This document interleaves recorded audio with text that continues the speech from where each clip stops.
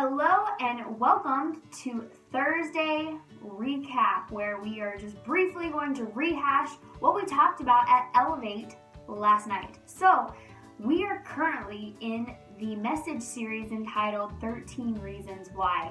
And the purpose of this message series is not to promote or endorse a Netflix series at all, but it is to discuss 13 reasons why you should be alive. 13 reasons why your life matters and why your life is worth living.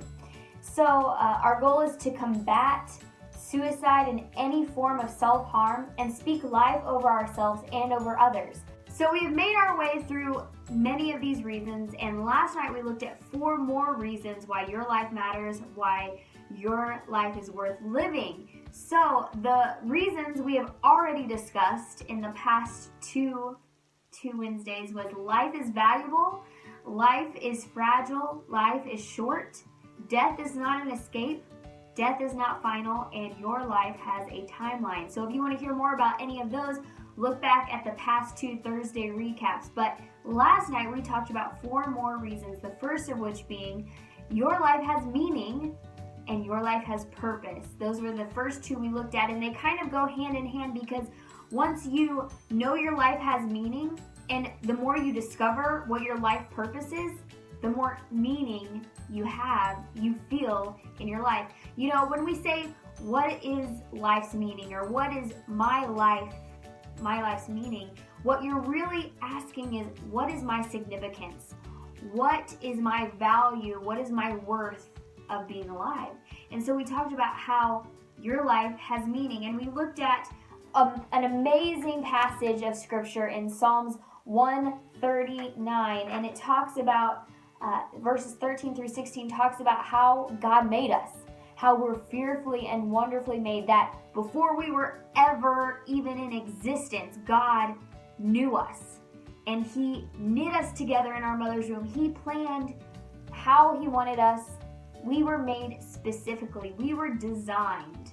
You see, once we realize that, it makes us realize how much meaning our life must hold. The fact that whatever we are, whoever we are, what we look at as flaws, what we look at as undesirable, God's made us that way on purpose. They're not flaws. He's made us meticulously in the way that we are. And also, He's given us purpose. He's given our life purpose. We looked at someone who was asking these same questions in the Bible. In Jeremiah chapter 1, God is speaking these things over Jeremiah's life. He's saying, you have meaning and this is your purpose. He lays out for Jeremiah in verses 4 through 10 his purpose for his life, to be a prophet to the world. And while our purpose might be different than Jeremiah's, the words that God spoke to Jeremiah are the same for us when He says that I made you, I knew you before you were born, and I purposed you. That means that He has a purpose. He has a reason for you to be on this earth. So why does your life matter? Why is it worth living? Because God has given you significance. He's given you meaning, and He's given you a purpose to be on this earth. But we have, like Jeremiah, have to choose to live our purpose. And the final 2 that we talked about is that your life has a story. The good, the bad, the ugly, it's all a part of your story if we'll just surrender and let God write the story. And also, the final reason we talked about last night is that your life is for God's glory. Our words, our life, our actions, everything about us are meant to give God glory.